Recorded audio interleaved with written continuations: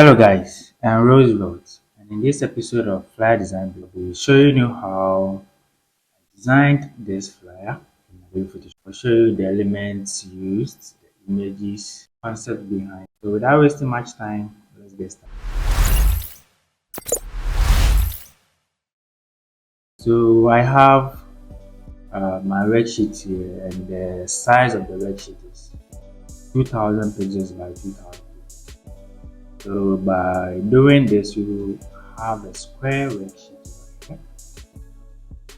So what I did was the first thing was to add my kind of trademark over here.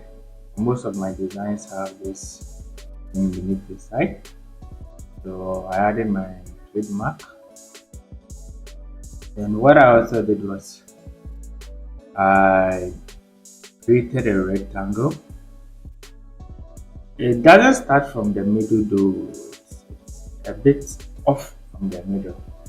I didn't want it to be the shape of the orange shape. I didn't want it to be the same size as the white one because I needed more space over here to add my text.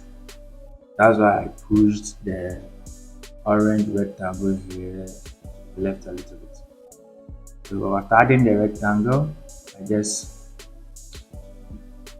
change its color to orange, and the color code is FF5C29. So FF5C29.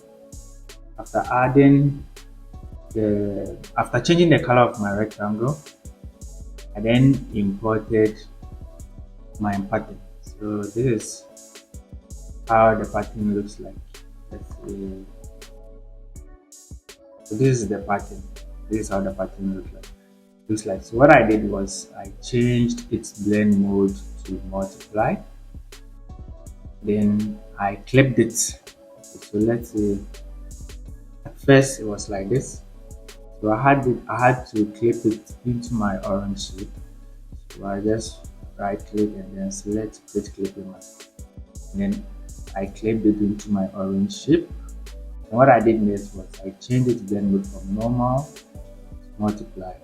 And then it was too much for me, so I had to reduce the opacity. So I went with an opacity value of 25. It was okay for me. So after doing that, I had to add my image.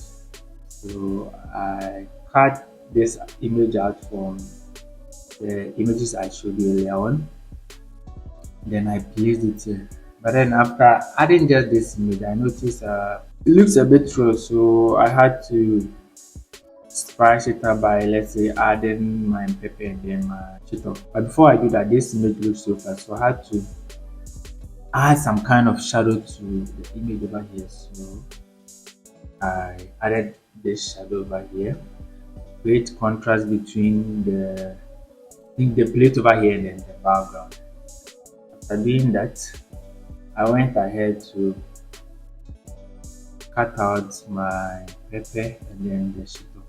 And I placed the pepper on top and then I placed the shito over here. Both the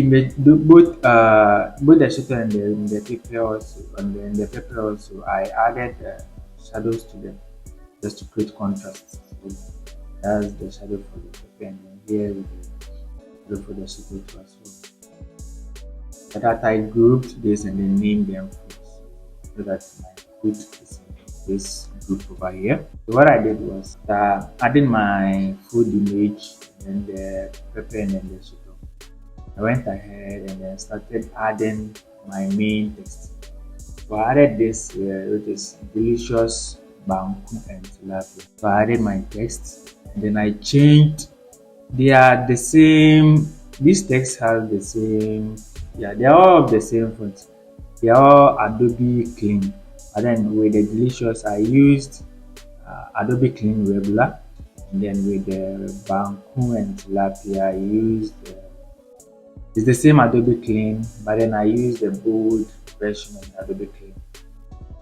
Then I went ahead and added a gradient to my banku text. So I thought it was black.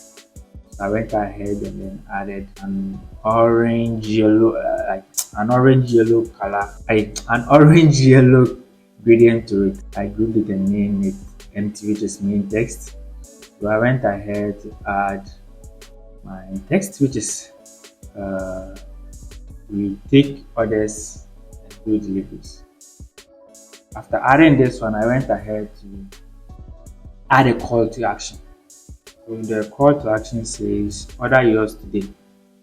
So I placed the call to action text, which is the order yours today, in a rectangle shape.